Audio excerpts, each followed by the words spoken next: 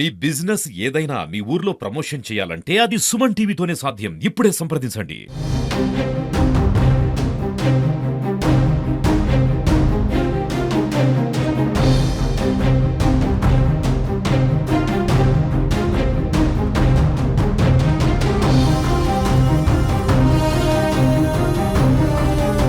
నమస్తే, welcome to Suman TV. ప్రస్తుతం అయితే మనం అక్కెన్నపేట మండలం నుండి రేగొండ గ్రామంలోనైతే ఉన్నాము. ఈ గ్రామంలో దాదాపుగా ఒక 3 years బ్యాక్ అయితే ఇక్కడ స్కూలు మూతపడడం జరిగిందంటే ఇక్కడ ఉన్నటువంటి గ్రామస్తులు ఉపాధ్యాయుల కృషితో కూడా గత నెల రోజుల క్రితం ఇక్కడ మళ్ళీ స్కూల్ అయితే ప్రారంభమైంది. అంటే దాదాపుగా స్కూల్ మొత్తం మూతపడిపోయి ఇక్కడ ఉన్నటువంటి ఉపాధ్యాయులు కూడా వేరే దగ్గరికి వెళ్ళిపోవడం, ఇక్కడ ఉన్నటువంటి స్టూడెంట్స్ కూడా వేరే స్కూల్లోకి అయితే వెళ్ళిపోవడం జరిగింది. అంటే ఇప్పుడు ప్రభుత్వ పాఠశాలను అయితే పునఃప్రారంభించడం అయితే జరుగుతుంది. ప్రస్తుతం అయితే మనం ఇక్కడ ఈ పాఠశాల వద్దనే ఉన్నాము. చూసుకోవచ్చు, ఈ పాఠశాల వద్దకు అయితే మనము చేరుకోవడం అయితే జరిగిందంటే గత 2 సంవత్సరాల క్రితం అయితే ఈ స్కూల్లో ఒక 3-4 స్టూడెంట్స్ మాత్రమే ఉండారు. ఇక్కడ ఉన్నటువంటి గ్రామస్తుల కృషి, ఉపాధ్యాయుడి కృషితో కూడా ఇప్పుడు దాదాపుగా ఇక్కడికి 38 మంది విద్యార్థులు అయితే ఇక్కడికి అయితే రావడం జరిగింది. మళ్ళీ మంత్రి పొన్నం చేతుల మీదుగా కూడా ఈ స్కూల్ అయితే రీఓపెన్ అయితే చేయడం జరిగింది. అంటే ఇప్పుడు ఎంతమంది ఇక్కడ విద్యార్థులు చదువుకుంటున్నారు, అప్పుడు మూతపడడానికి స్కూల్ కారణం ఏంటి, అసలు ఇప్పుడు ప్రైవేటు పాఠశాలలకు ధీటుగా కూడా గవర్నమెంట్ పాఠశాలలు అయితే మళ్ళీ పునఃప్రారంభిస్తుంది గవర్నమెంట్ అయితే కూడా. అంటే ప్రభుత్వ పాఠశాలల మీద మాత్రం చాలా వరకు అప్పుడున్న రోజుల్లో నమ్మకం పోయి అందరూ కూడా ప్రైవేట్ పాఠశాలలకి పిల్లల్ని అయితే పంపించేది. మాత్రం ఇప్పుడు ప్రభుత్వ పాఠశాలలపై అయితే గవర్నమెంట్ వారికి ఒక నమ్మకాన్ని కలిగించి, అంటే ఒక మధ్యాహ్న భోజనమే కావచ్చు, పిల్లలకి డ్రెస్సులే కావచ్చు, బుక్సే కావచ్చు, అన్ని కూడా ఇప్పటికీ పిల్లలకైతే అందించడం అయితే జరుగుతుంది. ఇక్కడ మనతో పాటు అయితే ఉపాధ్యాయుడు ఉన్నారు. అంటే ఆయనతో మనం మాట్లాడించే ప్రయత్నం అయితే చేద్దాం. అంటే అసలు ఏం జరిగింది అనే దానిపై కూడా మనం అడిగి తెలుసుకుందాం. పాఠశాలని బ్రతికించుకోవాలి, పాఠశాలని మళ్ళీ పునఃప్రారంభించాలని కూడా ఈ ఉపాధ్యాయుడి సంకల్పం, గ్రామస్తుల కృషి, అంటే మేము చెప్పినట్టు ఇంతకుముందు చెప్పినట్టుగా కూడా ఆ కృషి కూడా ఫలించిందని చెప్పుకోవచ్చు. అంటే ఉపాధ్యాయుడు మనతో పాటు అయితే ఉన్నారు. అంటే రవీందర్, అంటే సార్ చెప్పండి, మీరు ఎప్పటి నుంచి క్యాన్వాసింగ్ ప్రారంభించడం జరిగింది? ఇది వరకు ఎంతమంది ఉండేది స్కూల్లో, ఇప్పుడు ఎంతమంది ఉన్నారు? గత 2 సంవత్సరాల నుండి ఒక 3-4తోనే ఈ పాఠశాల కొనసాగేది. అప్పుడు ఆ 3-4తోటి ఉపాధ్యాయులు 5 ఉన్నప్పటికీ ఆ విద్యార్థులకు సరిపడా, అంటే సంఖ్య లేదు, ఉపాధ్యాయులకు సరిపడా సంఖ్య లేదనే ఉద్దేశంతో మన మండల విద్యాధికారి మరియు కాంప్లెక్స్ హెడ్ మాస్టర్ గారు స్కూల్ను క్లోజ్ చేయడం జరిగింది. మా 5 టీచర్లను డిప్యుటేషన్ పంపించడం జరిగింది.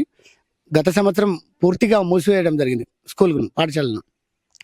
మరియు గత సంవత్సరం 2024 ఏప్రిల్ 15 నుండి మేము మళ్ళీ మా మండల విద్యాధికారి పర్మిషన్ తీసుకొని విలేజ్లో ప్రతి ఇంటికి సర్వే చేయడం, వారికి పూర్తి నమ్మకాన్ని కలిగించడం, పాఠశాలపై ఉన్న నమ్మకాన్ని, ఆ అవగాహనను వాళ్ళను కల్పించి పిల్లల గురించి మాట్లాడడం జరిగింది సార్. అంటే ఇప్పుడు ప్రెసెంట్ గా అప్పుడు సిచ్యువేషన్ కి ఇప్పుడు సిచ్యువేషన్ కి మారిన సందర్భంగా మంత్రి పొన్నం గారు కూడా స్వయంగా దీన్ని ఓపెన్ చేయడం జరిగింది. ఎట్లా అనిపిస్తుంది మీకు? మంత్రివర్యులు రావడం మాత్రం మాకు నిజంగా ఈ రేగొండ విలేజ్ ప్లస్ మా ఉపాధ్యాయుల తరపున, అందరి తరపున చాలా సంతోషకరమైన విషయం. ఇప్పటికీ ఈ పిల్లల తల్లిదండ్రులు విద్యార్థులను 35 మందితో కొనసాగుతూనే ఉంది. ఏ ఒక్క పిల్లలు ఇంకా తగ్గలేదు.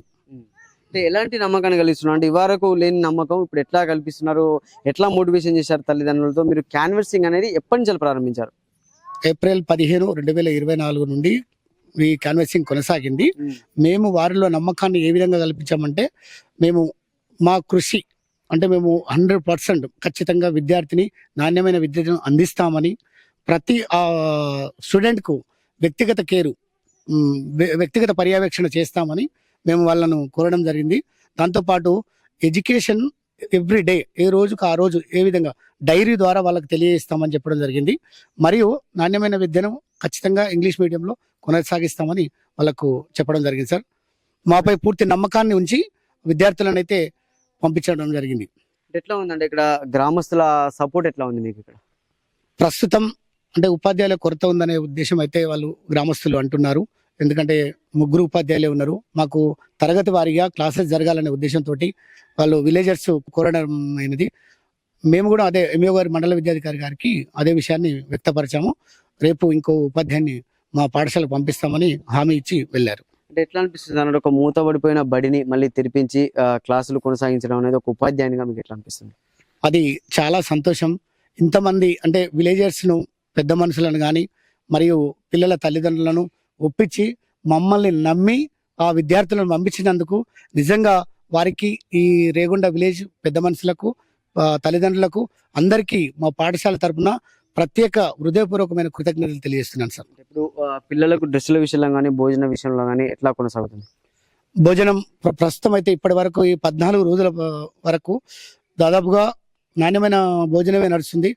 విద్యాధికారి దాదాపు 2 సార్లు మరియు కాంప్లెక్స్ హెడ్ మాస్టర్ గారు 2 సార్లు విజిట్ చేయడం జరిగింది. చాలా నాణ్యమైన భోజనమే ఇస్తున్నారు వాళ్ళు. సో అంటే చూడొచ్చు, అంటే పూర్తిగా కూడా మూత పడిపోయినటువంటి బడిని కూడా ఒక ఉపాధ్యాయుడు గ్రామస్తుల కృషితో మాత్రం రీఓపెన్ చేసి మళ్ళీ వాళ్ళకైతే విద్యార్థులకు నాణ్యమైనటువంటి విద్యను అందించడమే లక్ష్యంగా మేము చేస్తున్నామని కూడా ఇక్కడ ఉపాధ్యాయుడు అయితే చెప్తున్న పరిస్థితి ఉంది. కెమెరామెన్ శేఖర్తో సతీష్, సుమన్ టీవీ, సిద్దిపేట నుండి.